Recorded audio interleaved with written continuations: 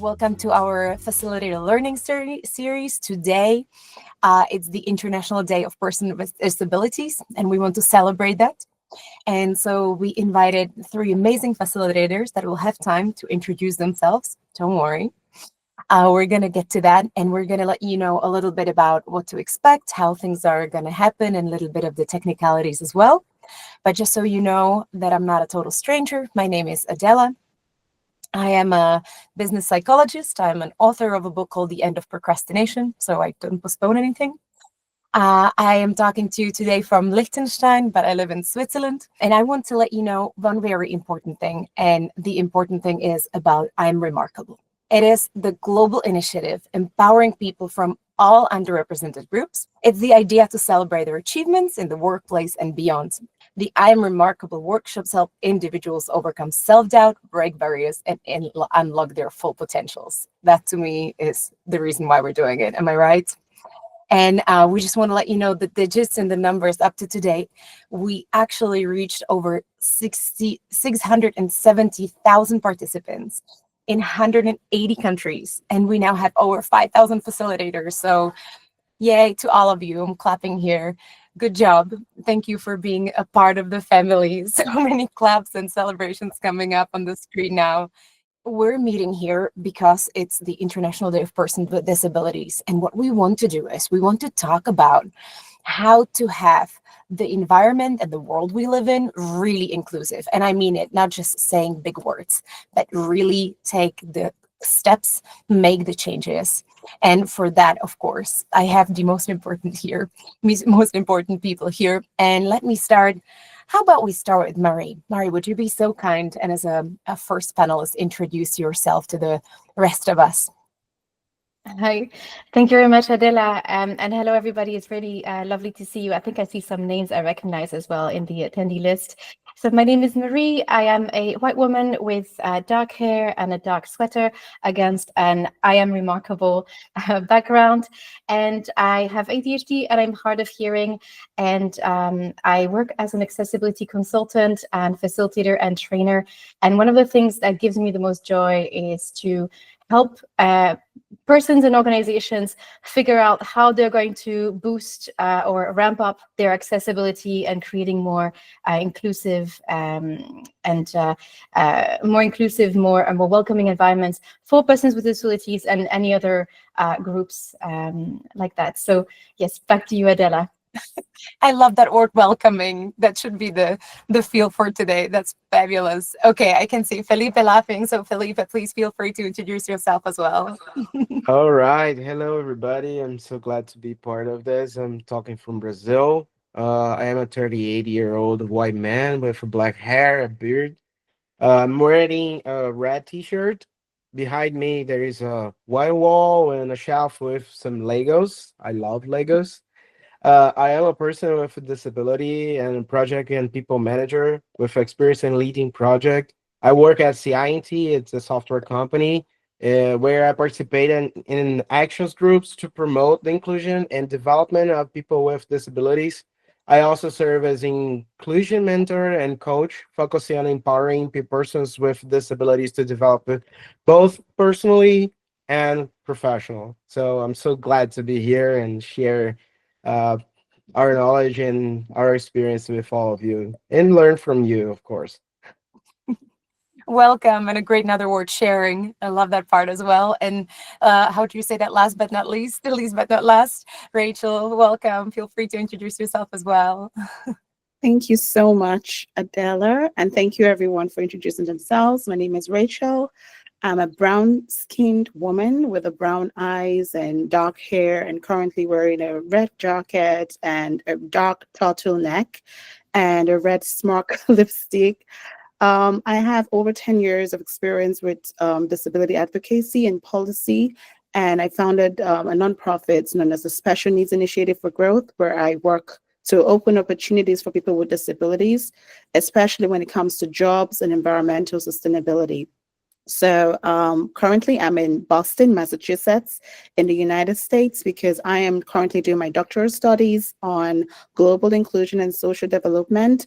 where my goal is to focus on how policies are helping to provide job services for people with disabilities to create more enabling environments. So I'm really excited to be here today because I just can't wait to see how much we can share and learn from each other. So I pass it on to you back, Adela. Thank you. Thank you. So those are our three fabulous panelists. So I will get right into it. I will try to be in the background, not speaking, because we want to hear from you.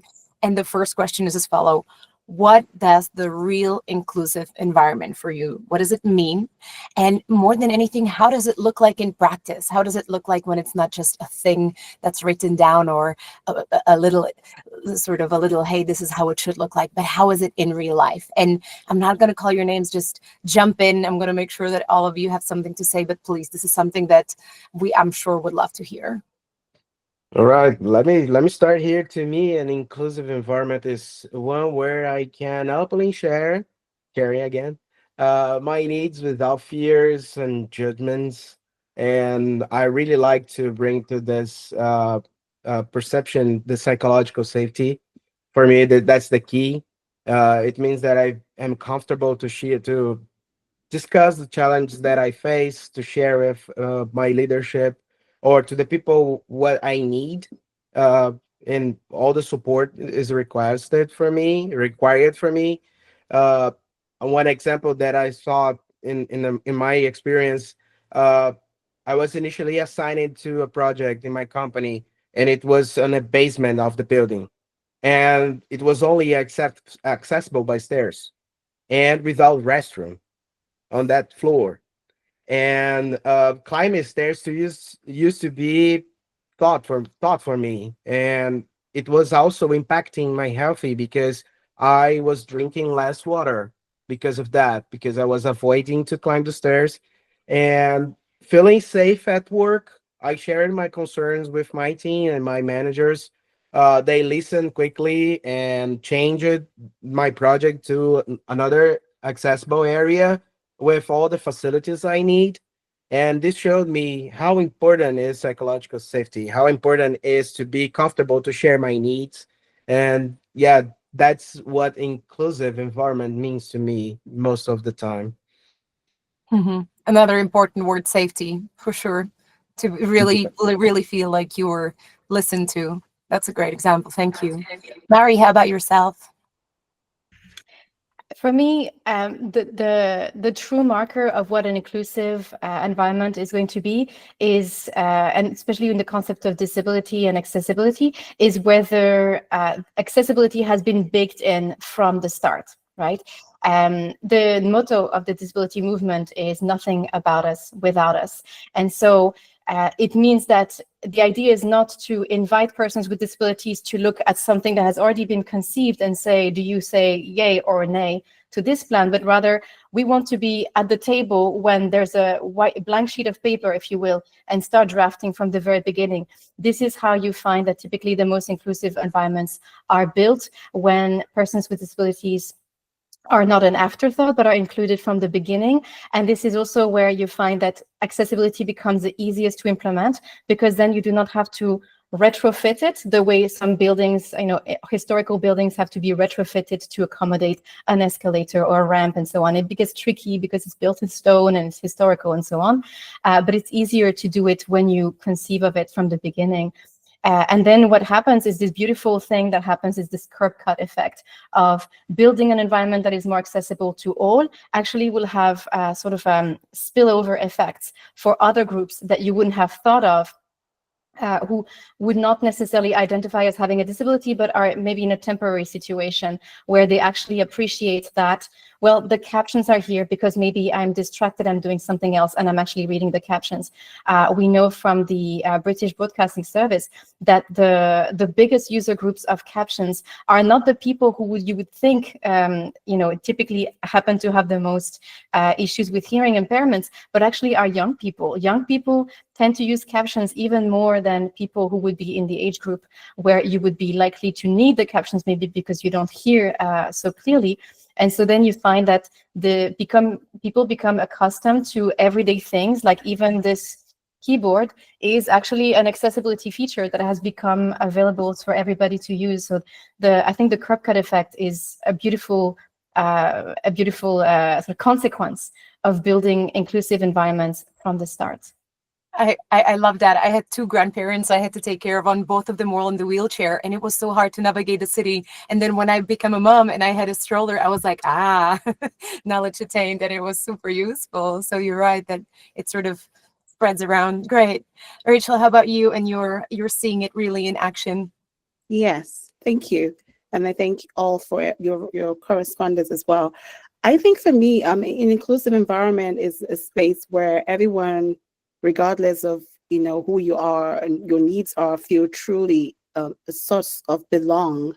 And it's not just about physical changes or accessibility. Those things are very important. Yes, we know, but it's also about creating a culture where difference are seen as strengths, not as obstacles.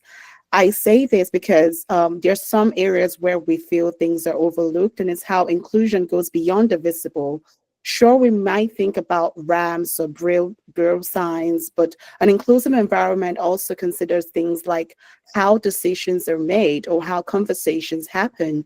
So, for example, I've been in meetings where people with disabilities were present, but they weren't actively included in conversations or discussions, not because anyone was intentionally excluded them, but because the process wasn't set up to ensure that their voices could be heard. So I think inclusion is not just about being in the room, it's also about being part of the conversation. I also think about emotional inclusion is another thing we rarely talk about, because imagine being in a space where everything is technically accessible, but you still feel like an outsider or an outlier because people don't engage with you in a genuine way. So I think inclusion is all about, it's not just about structures or policies, it's also about how people interact and how you feel about people. Also, I think inclusion is about intersectionality. A disabled person who's also part of an ethnic minority or identifies as LGBTQ plus may face multiple layers of exclusion. So, for example, an environment might be physically accessible, like I said earlier, but culturally isolating if it does not account for this intersecting identity. So I think for me, inclusion means having to be understood, having to be accommodated in a way that your ideas are valued as much as anyone else, where you don't feel like you're a burden or you don't feel like you're asking for too much. But I feel like it's just all about being intentional and ensuring that we embrace people just as they are within their complexities as well as their own contributions. And I leave it here. Thank you, Adela. Okay, I can see Filipe totally nodding along. It's right that Yeah, it's not just about the ramps and the inclusion, it's the thing that happens below as well. yeah, I love this word, in being intentional. When we talk about inclusion, we have to be intentional in our actions and everything else. It's not just a matter of making the build accessible, not making the restroom accessible, like my example. I must be heard. I must feel accepted, whatever I am. So it can be accessible, but not inclusive. So we need to be intentional every time. Hmm. So tell me, all three of you, and feel free to jump in. If I want to now become a new ally, I have no idea about all the inclusion, the neuroscience, the DNI, and all this. What can I do as a first real, true, practical step to make sure that everybody really is included?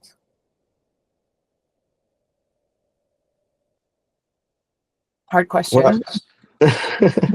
well, I have a quote that I really like to always speak about. It's when in doubt, ask. When certain, be intentional. Uh, and I think this is the beginning. If you have questions, just ask. Simple as that. We most of the time we avoid asking because we feel that we are gonna be uh ableist, or we are going to be curious about something. We will not be genuine on what we are going to talk about. But it's simple as this. If you just ask, how can I support you? How can I assist you? What do you need to be your best? How do you need to achieve your goals? it's different than me as a leader assume what a person with disability needs, because it will be focused on my perception of the world, and it's different from people to people. So for person to person, it's different. So when in doubt, ask. When certain, be intentional. I love the quote. We should add it in the follow up. We're really thinking for all of you to write a little follow up where you can get more books or videos or great causes, and we would love for you to share as well. So this really needs to be included. Mari, tell me, you were nodding along. Yeah, I love that, Felipe. I think it's really good, and kind of circle back as well to what Racheal was saying, which is that we live in a world where there are physical barriers, but also we have attitudinal barriers. And I think to some degree, we have all been raised in a somewhat ableist environment that, in a, we have not, I mean, I don't know anyone who has grown up in a world where we live in a social model of disability. I think a lot of us have seen how our attitudes are also rooted in a medical model of disability or a model of charity, or we're just kind of giving crumbs to persons with disabilities and so on. So a lot of it has to do with attitudes. And so for people to be able to understand that, yes, it's not going to be easy to unlearn everything that we have been maybe taught, whether we realize it or not. My main suggestion for people to become an ally is to agree and understand that it's going to be a progressive, let's say, learning curve, and that it's really important to start somewhere. First, indeed, by starting by having conversations with persons with disabilities, or by making sure to include them, by not making assumptions about who is disabled or not. And then also, if you notice ableist microaggressions, see how you can intervene as well, and stop that in the tracks. But indeed, understanding that because of how we have been taught in society, and even myself, I catch myself, with kind of like ideas that probably have stemmed from, the environment in which I grew in, learning how to unlearn that, and accepting that we're not going to have it 100% perfect and correct the first time along, but being willing to learn from persons with disabilities to understand how we can move ahead. Yeah. Mhm. Racheal, I want to ask you here, what can we do to make this, because we're talking about to make it really the bigger step, the larger step, not just the little micro things. How can we make that even on a national scale? How can we address it maybe as a state, or as a bigger thing? It's not just one company that leads by example. That's a very good question. But I think everything, when you say nationally or internationally, everything starts with, something micro. And I think one way that allies can do this or create an allyship is by creating very deliberate spaces where disabled people can speak for themselves. I've seen organizations, international organizations, local grassroots organizations set up roundtable discussions where only those directly impacted were invited to the table. And so with allies listening and taking notes from the back of the room. So when done right, this isn't about inclusion anymore. It's now about empowerment. It's saying, we trust you to lead this conversation in this room. So another example I've seen that's worked well is, local and global mentorship. But again, think about in the flipped way. So instead of non-disabled allies mentoring people with disabilities, the roles are being reversed. I have watched allies learn so much from being mentored by someone with lived experience, whether that's listening how to navigate bias or better understanding accessibility challenges. And I think it's a powerful way to shift the dynamic because it forces allies to listen and learn directly. A mistake allies often make, I think, again, I'm just stressing this for people to understand, is even unintentionally, is framing the narrative in a way that centers their role. So I've seen at events where people spend more time talking about how they supported a disabled person than about what that person achieved. It's subtle, but it's a shift focus. And a great ally amplifies without inserting themselves into the story. So if you're sharing someone's experience, make sure their words are front and center and not your interpretation for them. So I think looking at the local stroke national and international scale, I think like allyship is not just being about being the loudest voice in the room. It's also about making sure that the mic gets passed to the right people, to the right person. It's about asking, whose experience is this? How can I help them to share this experience? That might mean stepping aside and asking hard questions or even calling out systems that do not prioritize their voices. But it's worth it because the more we let people speak for themselves, the closer we get to the real, true inclusion. And that's what this work is all about. So over to you, Adele. Thank you. Thank you. I just wish we had like 5 hours to talk about this, not just an hour. It's so important. I wonder, can we maybe from your experience and any of the three of you, can we hear an example where you really felt like this is done right? Like a very hands-on practical example of, hey, this has been a great cause or a great implementation. From my side, I know that IKEA does this amazing thing called Disables, and anywhere in the world you can actually go to this website where you can 3D print anything that's attachment to an IKEA furniture, and then when you're when you're hard of hearing, when you cannot walk properly, when you cannot millions of other things to do, then they help you to get little attachments to all the IKEA furniture to make it accessible for everybody. And I feel like all the engineers got in, all the 3D printers got in, all the ideas got in, and I loved it. And it was just a very one simple idea, but it's spread. It's been going on for 5 years now. I adore it. So do you maybe have any example or any case where we can watch it or learn from it? Well, from my side, one thing that I really uh, enjoyed to be part of was, and Rachel also talking about it. It was the mentorship. Here in our company, about 2 years ago, I think 2 or 3 years ago, we implemented a mentorship program focused on persons with disability. I was part of this program, and it was amazing how the persons with disability how can I say uh get well prepared for the work on a daily basis after some discussions, and we were connected with the idea of nothing without us, and it was persons with disability to with disabilities. So I was mentor of others, and it was amazing to share with them how amazing they are, and connecting to our remarkable facilitation. It's incredible, this speech that we have here when we talk about persons with disability. Most of us that has a disability were created by our families.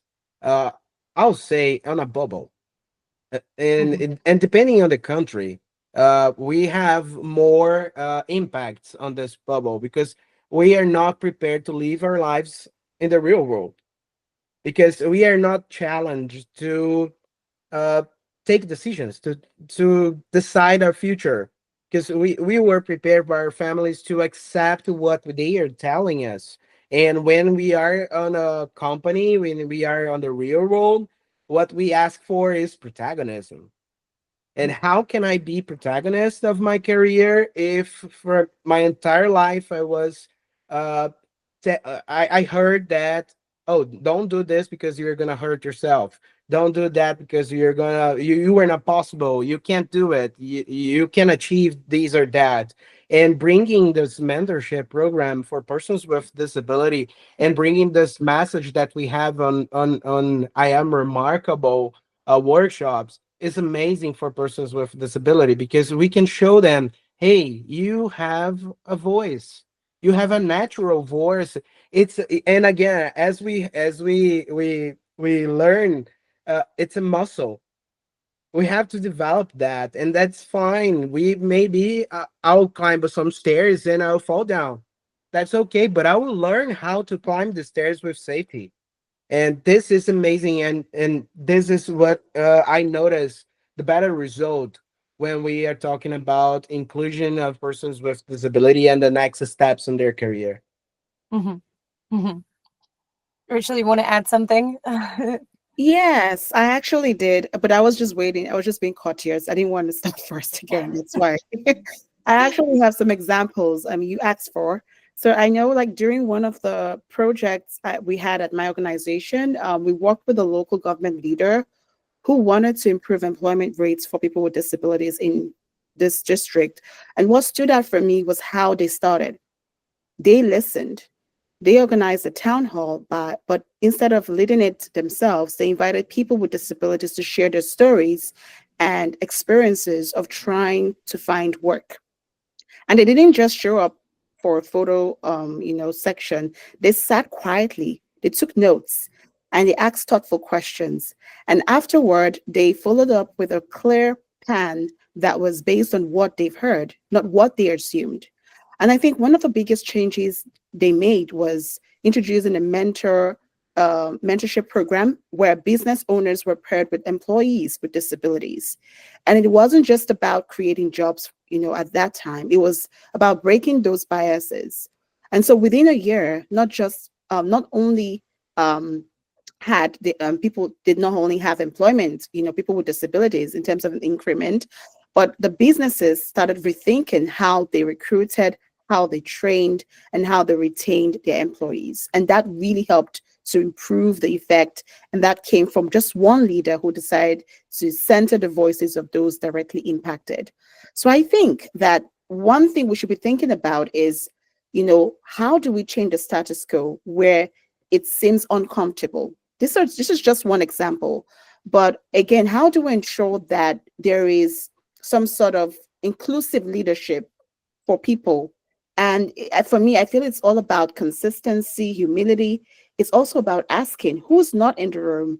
How do I make sure that they are in the room? It's also about recognizing that inclusion is a process, it's not a checkbox. Mhm. And most importantly, it's also about creating an environment where everyone, no matter how their ability is, feels valued and heard. Because when leaders model this kind of allyship, the impact goes for far beyond policies or programs or far beyond projects. It changes mindsets and it helps people to see trust as an asset. And it creates a culture where inclusion is not just an add-on or an afterthought. I like what Marie mentioned earlier. It's now becoming a foundation of everything that we're doing. And that's the kind of leadership or model or example that people should be sticking with, the kind that inspires real change. Thank you. Mhm.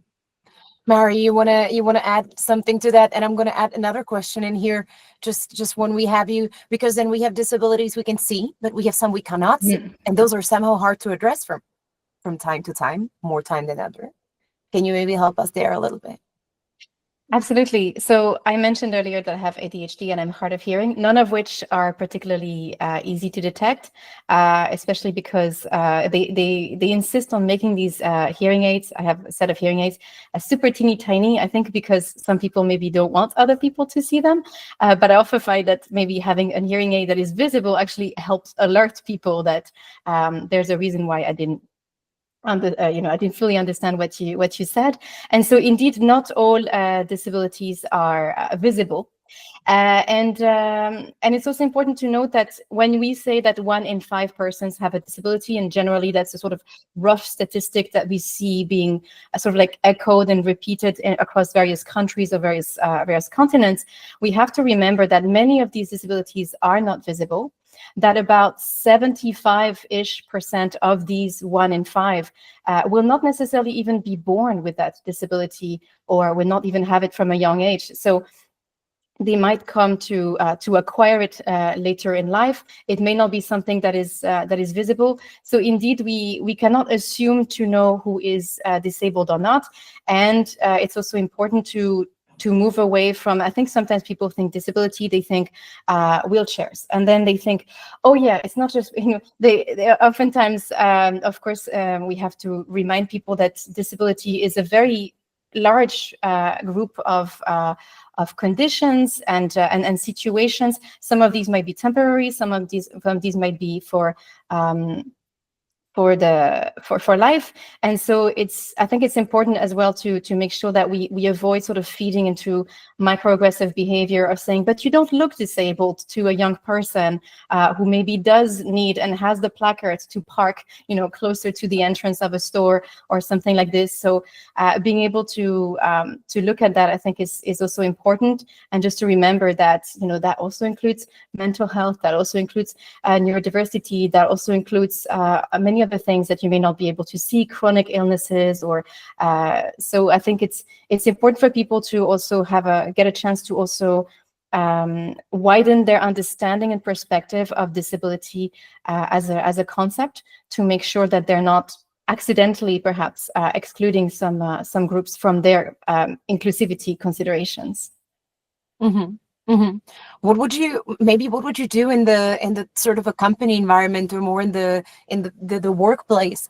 How would you help people to maybe talk about some disabilities that are not visible, like people that, as you mentioned, are neurodivergent? Because a lot of the time I do training about neurodivergency, and I would just write few examples. It can be dyslexia, it can be OCD, it can be that you don't like certain surfaces, and we each have something. But how do we maybe open the discussion, and as well, like, how do we start it? What can we do to make this a normal conversation about, like, do you like your coffee with the milk?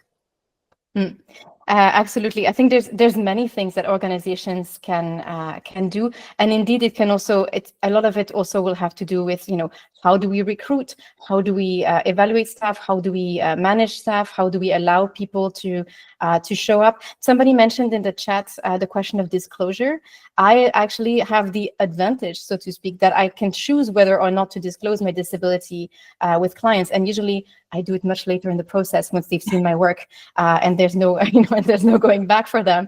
But I'm conscious of what, if I told them straight on, I have ADHD and I have a hearing, I would, in some cases, I know for a fact I would never get the job. So there is a question of disclosure, and you also have to create an environment that is comfortable enough for people to be able to disclose, but also to be able to access the support that they need. Because indeed, it could have to do with how the noise levels is organized in the office, or being allowed to work in certain conditions.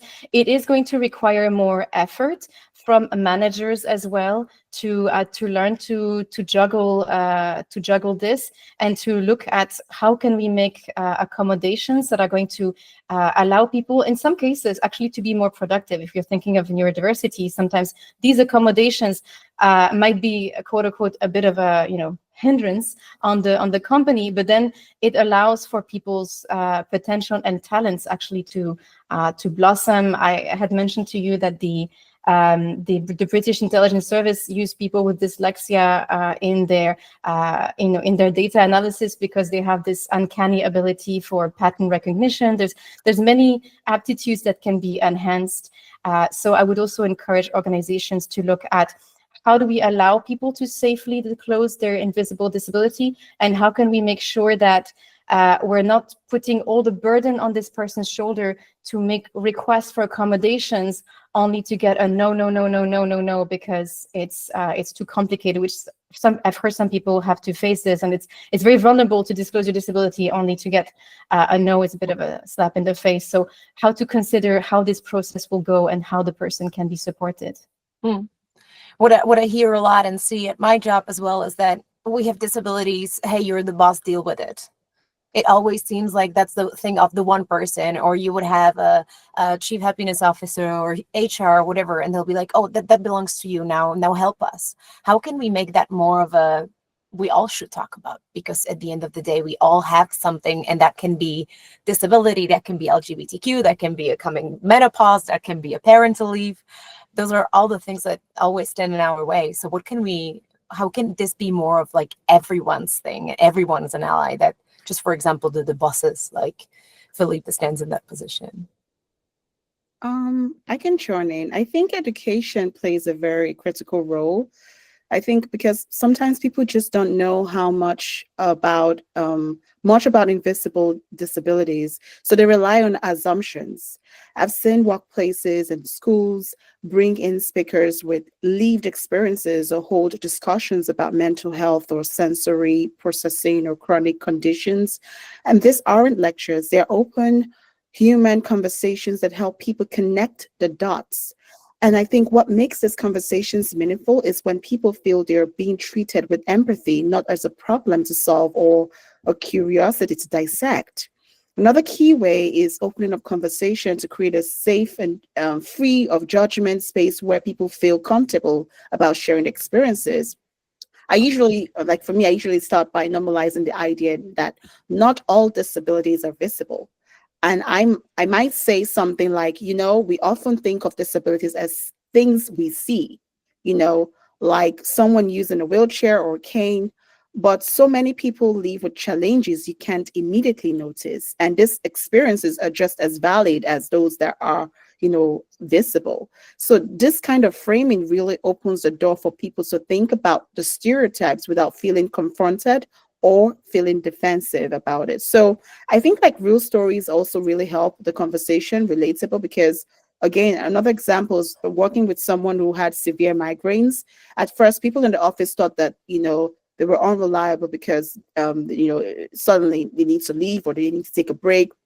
But once the person opened up about, her condition, it changed the way people saw her. And I feel like sharing the story or asking if others have ever faced something similar helps people pause and reflect on how they perceive invisible challenges in their own circles.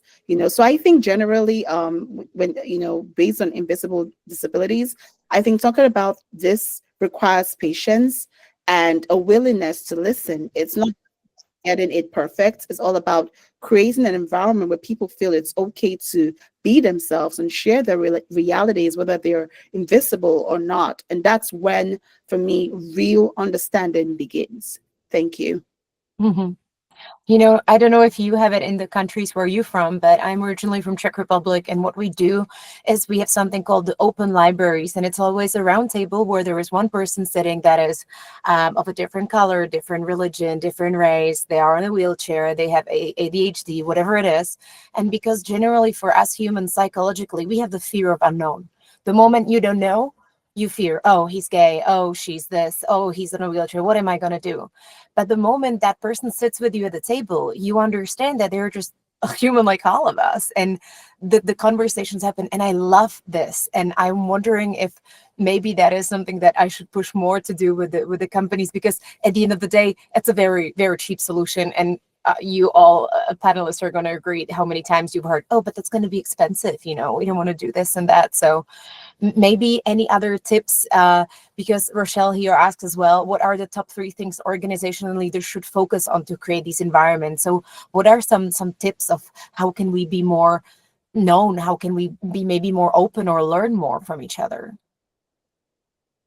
Filipe, maybe if I can ask you, we haven't heard from you in a little bit.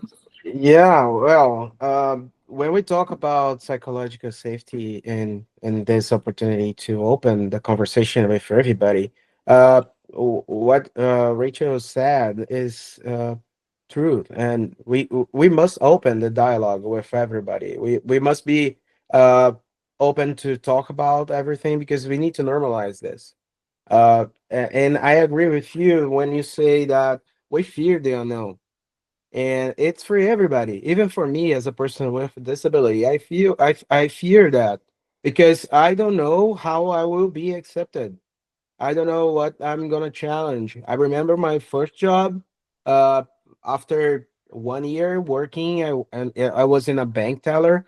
My first job was as a bank teller, and I have stairs again. Stairs is all on my place, and well, I was 18, and I was excited to show my family that I was capable to work.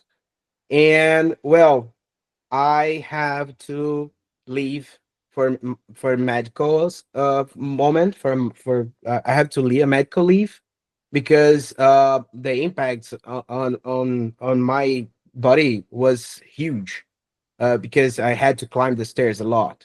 And when I returned after 6 months of leave, uh, I heard that this person took the opportunity to be 6 months at home just with the cross, watching TV, playing video games, and he was not the person to work here. And I heard this for the managers. And I took the decision that I will show everybody that I am capable to do whatever I want. And that's the reason why we need to have this open conversation, conversations like this one that we are going to to make sensibilization with everybody to see, hey, persons with disability are persons first. And that's the reason why we have this person with disability. The persons come before at the beginning of the sentence, and we need to understand that. And I am capable to do whatever I want. And but as a leader, now bringing me to the different hat, I have to be vulnerable to show my team that I make mistakes as well. I need to put myself in vulnerability to recognize that, to be honest, I don't know how to manage sometimes persons that are part of the group of LGBT, and I have to learn how to do it. And when I put myself in a vulnerability position and a vulnerable position and show them that, hey, teach me how I can manage this, and I will teach you how you can deal with persons with disability. We have to normalize this conversation. And and your example from Czech Republic, Adele, is amazing. The round table, let's discuss this. We need to have this open because most of the time we don't put ourselves to face the fear, Hmm. and we And don't so put many times ourselves we're to so scared to fail as well. It's like, I don't understand. I don't know how is it to be on a wheelchair. I don't know how to deal with this and that. Like, tell me, tell ask me me. something. And it has to work. It has to work both ways. Yeah, it's Hmm. yeah, and the fact that something is really invisible, something is really hard, something is, and the fact that you tried so hard and then that was going totally against your psychological safety, and then you were even sort of shamed for thinking that you're there Netflixing, and it took like it just took a piece of your health. That to me is absolutely unexpected, like unacceptable. It's yeah, that makes me sort of mad, but at the same time even more like we need to really now push all of us. There are what, 63 of us now. Like, come on, who's going to change the world if not us now? So And you know what? And to just to finish this, Adele, again, we are talking to persons that are facilitators of I Am Remarkable, and I we must continue to bring this message, because what changed for me, it was not only the I Am Remarkable. I discovered I'm Remarkable 2 3 years ago, but what really changed my journey was the self-awareness. I had to at some point to understand that yes, I am a person with a disability, and that's fine. Second, I am a person with disability that can do anything. I just need to find out how I'm going to do it. It's just a matter of how we are going to do it. And this message that we bring when we talk about being remarkable is exactly that. We have to train ourselves, we have to accept who we are, and we have to prepare our natural speed. And that's it. Mhm. So you said we're all Iron Remarkable trainers. What can we do better? And that goes to all three of you. What can we do better in our trainings? How can we make them more inclusive and not just be about the remarkable itself, but more of the inclusivity as well, and really enhance like the disability? That's just a great thing. That's not a disadvantage. Well, I will start with one tip that I'm doing a lot these days is artificial intelligence. And why I'm saying this, because if of course I'm not saying that we don't have to ask. This is my quote, so ask the persons that we are going to be part of your workshops. But to be prepared, you can use Chat GPT, Gemini, the such technologies to get better prepared. I developed one prompt that assisted me to be a better inclusive leader, and I share with my company. So you can use that. So I am a facilitator, and I need to be ready because I will have persons with disability on my group. How to be better and be inclusive in this sense. Uh, Last month, I made a facilitation to a neurodiverse group, and I had no idea how to do it because I like to talk a lot. And most of the time, I speak too much, and for persons from neurodiverse group, it can be tough for them to follow the message that I'm trying to share. So I use the AI to help me to be more straightforward on some sentence and make my facilitation better. So and the results, the feedback that I received from them was, "Hey, have you ever done this for your entire life?" And no, it was my first session. So it's amazing. Use that. It's incredible the results. We're going to ask you for the prompt, and we're going to add it to the follow-up because that's absolutely fabulous. AI, by the way, as an assistant, as you can take a picture of any products, they can help you read what's on them. You can have a discussion. Imagine that I'm talking for the first time to a blind person. How can I help him? What can I do? Use the AI as well as your ally and your allegiance. Mari, I saw you smiling here. Yeah, I'm also thinking there's another tip I would like to share to the IAmRemarkable facilitators, since you are all here, 50 plus of you, is to share, when you share the information about the workshop in advance, I find it really useful to also share information about the technical setup of the event. So the event will be on Google Chrome. Sometimes I will link to the accessibility features of Google Chrome. You will have automated captions. Maybe also I might mention we will not have a sign language interpreter. We will not have a human captioner, or maybe to mention in terms of the accessibility features and to let people know what they can expect. We will have breakout groups. You will be invited to discuss with others and so on. And so that people can also know what kind of like social interaction, what kind of mental and workload they might expect from the session. Is this something that I sit back, eating, kind of like eating popcorn, kind of like webinar style, or is this something, in this case of our workshops, they are much more interactive? And it's helpful for people to know this because it links back to this concept by a disabled activist called Mia Mingus, who talked about this question of access intimacy and the position that disabled people are put in, where they are forced to disclose their disability by having to ask about the accessibility features of an event, whether it's in person or online, or asking people, just like that box at the end of the sign up saying like, if you have any access needs, let us know. And then essentially you're putting all the burden on the shoulders of the disabled person to explain what they might need, or to essentially mitigate for what they don't know about the environment. So the advantage of sharing this is that at least in advance, you're letting them know how you might invite them to show up to the session, and you're limiting the amount of disclosure that you're essentially forcing them to do in order to show up at the event and know what they can expect for support. So that would be my my tiny little tip for IAmRemarkable facilitators. That, and writing the prompts of the instructions that you give and copy pasting them in the chat for like added clarity. Mm-hmm. Mm-hmm. I do that as well, and especially, and that is sort of a disadvantage when English is like mine, not your first language. And there might be some words that are big, or you're not, everybody's talking fast, or it gets emotional because we know how the trainings are. It's nice to have like little things written down. I always have them next it with my notes. By the way, we talked about something practical, and I'm sorry, I've just seen Doug here posting this idea of Be My Eyes, and I have to lead you to this. If you know anybody who has hard time seeing, or if you are okay to help with somebody who needs help, there is this thing where it's called Be My Eyes. It's an app you can download, and every single single time you're close in the proximity on street with somebody who cannot see, you can become their sort of a seeing person. I almost said a seeing eye dog, which is inappropriate in English.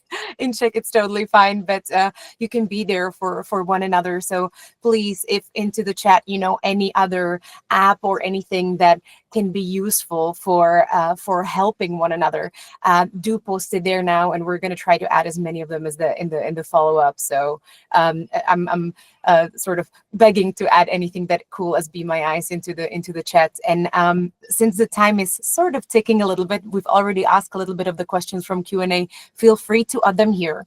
But I would like all three of you panelists, any last tips or ideas or something you want to add that you think maybe we haven't touched upon or we haven't heard yet, that you feel like this really needs to be there before we hop onto the Q&A? Well, again, ask. I think this is the beginning, because we can assume a lot of things, and persons with disability are not black box. So we cannot accommodate everybody on the same box and on the same template. What I need for accessibility is not the same thing that another person that might have the same disability that I have. It will be different. So ask the person with disability, open the conversation to understand. And it's not a matter of, hey, what accessibility do you need? Maybe you can just change the question. How can I make your life better and improve your productivity? What do you need to be better employee here in the company? How can I help you to achieve your goals as a person here in the company? Because if we bring the accessibility, sometimes we are put them on the spot, the disability, but not the potential of the person. So maybe we can just adjust the way that we are asking most of the time, and ask. That's the main the main word. Ask. Ask, and more open conversations. Definitely, Yes. definitely. Good. So then, one other question that we have here from Racheal is: psychological safety has a different threshold for each individual. True. What are the top 3 things organizations and leaders should focus on to create these environments? Who's happy to take the question? How is the threshold for everybody? How can we make it accessible? It doesn't have to be top 3 things, but at least something that we can focus to make it more inclusive. Maybe Racheal, if I can ask you with the hands-on practice. All right. I think that's a very good question. I think when we talk about psychological safety, it means like creating a space where people feel valued to express themselves without the fear of judgment or rejection or punishment. So in that case, I think one thing we need to do is speak up. Speak up about this, because sometimes some of the things that we say can kind of turn things around, can kind of let people have more awareness about, the issues that affect them. Another thing that I think would really be helpful. So is another thing I can think of is, safety is not just about avoiding, issues that, just concern us. It's also about creating spaces where people feel valued and their contributions feel welcome. So one thing I think we should do is ensure that we act as allies to ensure that the safety is not just benefiting one person, but your allyship is spreading towards helping another person who needs it as well. Because it just kind of helps to reduce the vulnerability, especially when you have this whole way of dealing about, oh, what do people think about me, how do people perceive me. So having to understand that you are not alone, you need that allyship in the workspace so that people can genuinely build trust and build that safety mechanism where people's conversations feel heard, valued, and trusted. Yeah, thank you. I love that, valued and trusted. And thank you so much for this input. And as well, I want to say thank you, Claire, who posted in the Q&A that she says that we should maybe have this in the session and create like a standard invite so everything is really included. As Mary said, I think that that's a fabulous as well, very hands-on practical tip. I want to ask very quickly before we close it and say the final goodbye, Mary, Racheal, Filipe, can you tell us very quickly your I am remarkable statement so we get to know you even better? What is your, so now you can take a deep breath, you have time to prepare. What is your I am remarkable, Mary?